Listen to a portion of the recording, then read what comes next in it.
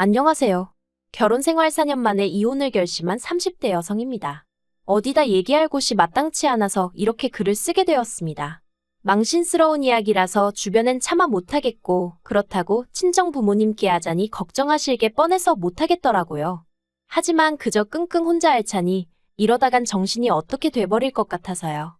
정말이지 결혼 전에는 이런 사람일 줄은 생각도 못했는데 도대체 어디서부터 꼬여버린 건지 모르겠어요. 남편하고는 가게 사장하고 아르바이트생으로 만났습니다. 어디서부터 이야기를 해야 하나 싶은데 제가 대학을 안 나왔어요. 그게 제가 못난 탓도 있었겠지만 일단 저희 부모님이 저를 뒷바라지해 주실 만한 여력이 없으셨거든요. 게다가 지금은 돌아가셨지만 몇 년 전까지 할머니가 살아계셨는데 여기저기 많이 아프셨어요. 그런데 저희 부모님이 그런 할머니를 외면하지 못하셔서 병원비로도 돈이 많이 나갔죠. 아무튼 그래서 솔직히 제가 공부에 얼마나 열정이 있었다면 모르겠지만 딱히 그런 것도 아니었고, 그렇다 보니 무턱대고 남들이 다 가니 나도 보내달라며 대학 가겠다는 고집을 부리지 못했습니다. 자포자기를 했달까요? 그런데 그러고 나니까 점점 시간이 갈수록 학벌에 대한 컴플렉스도 느껴지고, 그러다 보니 한 곳에 정착을 못하고 어디 사무실 같은 데로 출퇴근도 하다가 또 관두고 아르바이트도 하다가 그렇게 철새처럼 여기저기 옮겨다니게 되대요. 그러다 한 번은 주점에서 아르바이트를 하게 되었는데 남편이 거기 사장이었던 거고요. 남편은 저보다 10살이 많았는데 그래서 그런가 대화를 나눠보면 생각이 깊은 것도 같았고, 또 저에게 이래라 저래라 지금 생각해보면 쓸데없는 잔소리였는데 그게 그때는 얼마나 피가 되고 살이 되는 조언처럼 들리던지 말이에요. 아무튼 그래서 그런 남편에게 저는 조금씩 호감을 갖게 되었고, 남편은 그런 제 마음을 눈치챘던 건진 모르겠지만 남편도 남편대로 저한테 무척 잘해주었답니다. 그래서 남편이 저에게 제대로 사귀자 한 적은 없었지만 조금씩 사이가 가까워져 이내 연인처럼 되었고 2년 만에 결혼까지 하게 되었죠. 신혼집은 방 2개에 반지하였는데 저는 솔직히 그것만으로도 고마웠어요. 그래도 남편 말로는 그 집이 1억이 넘는 집이라고 했는데 저는 들고 간 돈이 2천밖에 안 되었거든요. 남편이 요새는 다 반반 결혼하는데 그래도 자기나 되니까 이 정도 해오는 거라대요. 지금 생각해보면 그것도 어이가 없죠. 10살이나 많으니 솔직히 당연한 거 아니었나 싶기도 하거든요. 그런데 그때는 그냥 제가 여러 가지로 사는 게 힘들었던 모양이에요. 그래서 남편이 좀 유세를 부리고 생색을 내도 그러려니 했고, 그저 하루빨리 제 가정을 꾸려 심적으로 여유 있는 삶을 찾고 싶었죠. 그래서 제 나름대로 어떻게든 좋은 점만 보고 좋은 쪽으로만 생각하려고 했던 것 같기도 해요. 그런데 결혼한 지 1년 만에 아이를 갖고 아이가 태어날 때쯤 되니까 더는 여기서 못 살겠다 싶대요. 저나 남편이야 어른이니까 그럭저럭 적응하고 살았다 치지만 애가 앞으로 여길 기어다니며 지낼 거라 생각하니 눈앞이 깜깜했거든요. 그래서 남편에게 이사를 가자고 했어요. 그랬더니 남편이 저더러 어디 돈 맡겨놓은 거라도 있냐면서 쓸데없는 소리 하지 말라나요. 맞아요. 저희 남편은 이사 가고 싶은 생각이 아예 없었어요. 가게를 넓히면 넓혔지. 집에서 자기가 있으면 몇 시간이나 있는다고 이사를 가야 되냐? 왜 자기가 쓸데없이 돈을 써야 하냐? 애가 태어나고 나면 저랑 애는 하루 종일 집에만 있어야 하는데 그건 남편한테 알 바가 아닌가 보더라고요. 그래서 돈이 문제냐 그러면 내가 이 집 보증금 내에서 알아보겠다 하고 만삭의 몸으로 집을 알아보러 다니기 시작했습니다. 그래도 저희 남편 정말 눈 하나 깜짝 안 하대요. 그런데 사람이 정말 죽으라는 법은 없는지 그렇게 발품 팔기를 2주 예산하고 정말 꼭 맞아떨어지는 집 하나를 찾았어요. 비록 동남향이긴 했지만 그래도 살고 있던 반지하에 비하면 해도 잘 들고 집주인이 계획에 없던 이사를 하게 되면서 전세로 내놓은 집이라 그런가. 집도 싹 고쳐져서 너무 깨끗하고 좋더라고요. 그래서 그 집으로 이사를 가자고 정말 남편에게 사정사정을 했습니다. 솔직히 거의 빌다시피 한 것 같아요. 당신은 아무것도 신경 쓰지 않아도 된다. 처음부터 끝까지 내가 다 하겠다 그렇게요.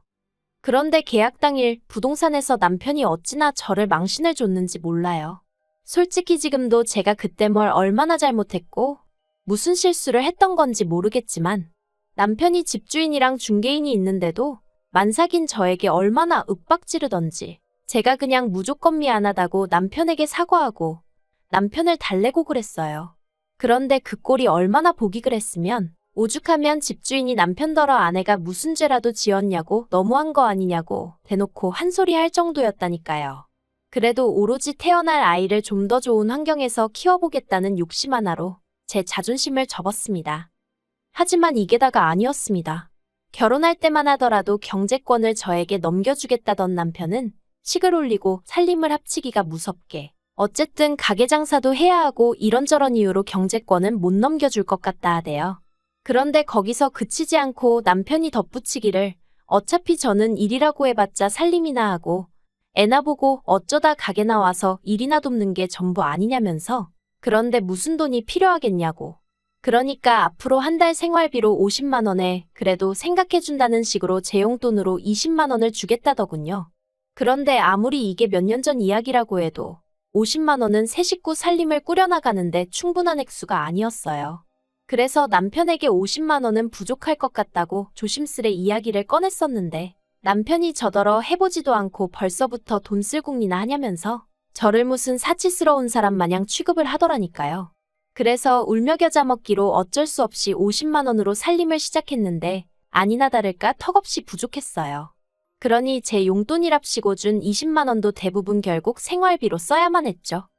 그리고 이런 생활이 계속되던 와중에 정말 우연히 고등학교 때 친구랑 마주쳤습니다. 아주 친한 건 아니었어도 서로 불편한 감정 없이 지내던 친구였는데 마트에서 절 보곤 한눈에 알아봤다며 반가운 체를 하더라고요. 그런데 전 그때 정말 초라한 상황이었거든요. 소세지 한 봉지를 사면서도 남편한테 물어보고 사야 했을 만큼요. 그래서 친구랑 마주친 그 상황이 그렇게 달갑지만은 않대요. 하지만 친구는 그런 제 마음을 아는지 모르는지 저더러 커피 한잔 하자더니 묻지도 않았는데 그간 자기가 지내온 이야기를 하더라고요. 그런데 그게 왜 그렇게 듣기 싫으면서도 부럽던지요. 아무튼 그렇게 서로 연락처를 교환하고 집에 오는데 왜인지 닭똥 같은 눈물이 줄줄 나더라니까요. 그리고 며칠 뒤 저는 남편에게 이혼하자고 했어요. 친구랑 만났다가 정신이 들었다 이런 소리는 할 필요도 없었고요. 그냥 더는 이런 식으로 힘들어서 못 살겠다. 이혼해달라 했죠. 그런데 남편이 너무 쉽게 그래 네가 못 살겠다는데 별 수 있냐. 헤어지자 그러대요. 참으로 기가 막혔죠. 최소한 왜냐고 이유는 물어봐줘야 하는 거 아닌가 싶기도 하고. 그런데 그게 다가 아니었습니다. 남편이 하는 말이 이혼을 하건 집을 나가건 그런 건 상관없는데 딸은 못 준대요. 딸은 자기가 키울 거라면서 저더러 네가 집이 있냐 직장이 있냐 가진 건 쥐뿔도 없는 주제에 애를 욕심을 내냐 네가 진짜 엄마 맞냐 막말을 퍼붓더라고요. 그런데 정말 속상했던 건 뭐 하나 제대로 반박할 수 없는 제 현실이었습니다. 저는 집도 없고 직장도 없고 남편 말대로 가진 건 쥐뿔도 없었으니까요. 그래서 결국 이혼 이야기는 유야무야 없던 게 되어버렸고 이후로 남편은 전보다 더 함부로 저를 대하기 시작했습니다. 그나마 몇 푼 주던 용돈인지 뭔지도 자기가 그걸 왜 줘야 하냐며 끊어버리더니 이후론 정말 제가 티셔츠 한 장, 머리끈 하나 사는 꼴을 못 보더라고요. 매일같이 자기는 가게에 나가서 죽어라 일만 하는데 저는 집에서 애재롱 떠는 거나 보는 주제에 이딴 걸 사나르고 싶냐며 어찌나 사람 기를 죽이던지 말해요. 정말 지금 생각해도 치사하고 서러운 날들이었죠. 그런데 그 무렵 그때 연락처를 주고받았던 친구에게 연락이 왔어요. 그리곤 친구가 헤어질 때 제 텅 빈 눈빛이 잊혀지지가 않더라며 혹시 자기가 뭐라도 도와줄 수 있으면 도와주고 싶다는데 너무 오랜만에 그런 이야기를 들어서 그런가 또다시 눈물이 왈칵 쏟아지대요. 그래서 제가 일자리가 필요하다고 했어요. 그랬더니 친구가 마침 잘 되었다며 저더러 자기 식당에 나와서 일 좀 도와줄 수 있겠냐는 거예요. 그래서 더는 묻지도 따지지도 않고 그러겠다 했죠. 그리고 바로 3일 뒤 출근을 시작했는데 알고 보니 친구가 운영하는 식당은 언론에도 몇 번이나 소개되었을 만큼 소문난 맛집이었습니다.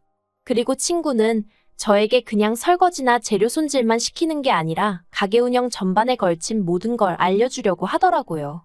그땐 그 이유를 몰랐지만 어쨌든 저는 모든 게 즐거웠어요. 남편 주점에서는 그렇게 몇 년을 일했는데도 걸핏하면 싫은 소리를 듣기가 일쑤였는데 친구네 식당은 달랐거든요. 한편 남편은 그렇게 툭하면 저더러 돈도 안 벌어오는 게 쥐뿔도 없는 게라며 무시를 해대놓고 막상 제가 친구 식당에서 돈을 벌어오니 그건 또 그거대로 마음에 안 든다는 식이 돼요. 애엄마가 돼서는 애는 안중에도 없고 돈 몇 푼 벌자고 그러고 다니는 게 정상이냐면서 말이죠. 그런데 사람이 그래도 주머니에 돈 몇 푼 들어오니까 나름대로 기가 살더라고요.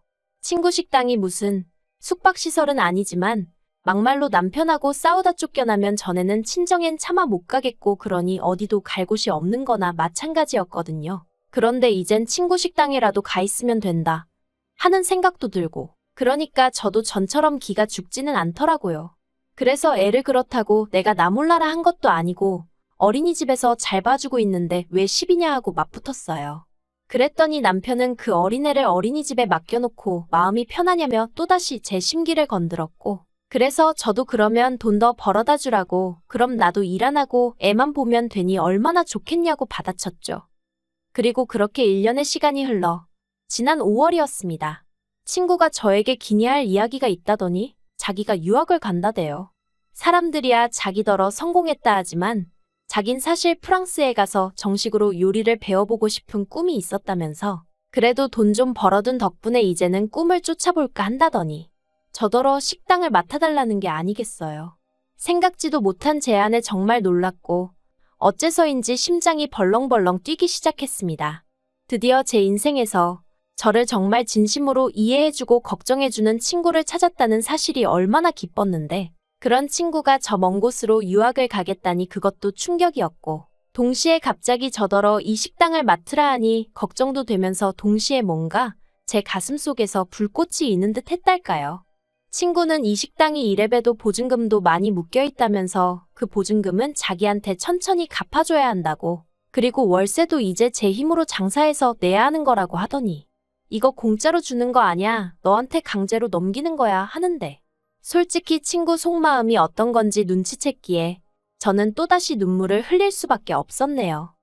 그런데 한편 그 무렵 남편 가게는 하향세를 타고 있었어요.